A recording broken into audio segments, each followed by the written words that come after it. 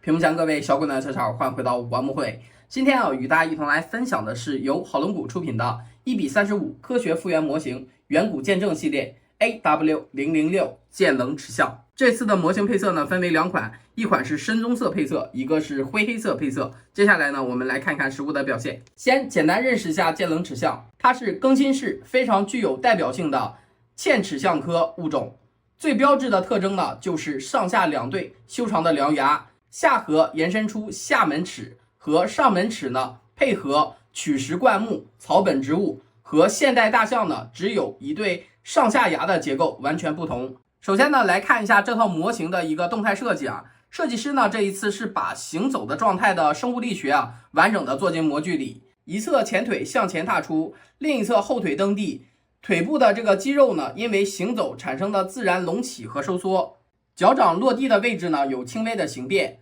完美的还原了象腿承载数吨体重行走时候的状态。象鼻末端向上卷曲，最具辨识度的两对长牙，上下象牙的粗细、弯曲角度都参考了化石实测。象牙根部与口腔的衔接自然，表面做出了象牙天然的细微纹理。口腔部分微微张开，搭配上扬的象鼻，整体的神态沉稳，兼具史前巨兽的这种压迫感。躯干呢随着迈步呢轻微扭转，背部的线条呢非常柔和，连耳朵下垂时的软组织褶皱呢都能精准的还原。而且呢灰黑款呢耳朵表面还有这种细微的色素斑点，哪怕单拿出一只的模型独立摆放都极具有叙述感。虽然模型一样，但是涂装大不相同。接下来呢，我们来看看两款模型的一个配色。首先呢，第一款呢是深棕的一个红棕色配色版本，整体的底色呢是一个偏暖色的棕褐色，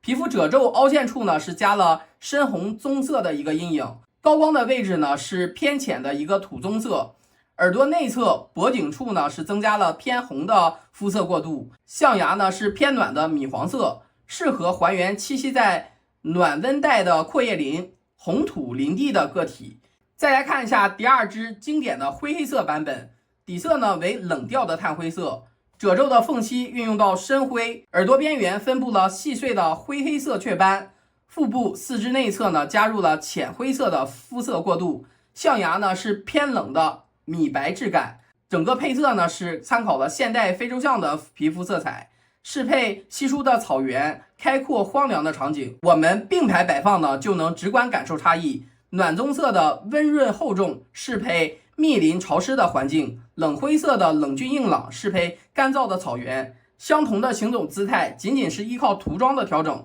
就能塑造出两种完全不同的氛围感。大家可以根据自己的造景需求、审美偏好进行选购。我们下期继续与大家分享来自好龙谷出品的1:35科学复原模型骨棱齿象。我们下期再见，拜拜。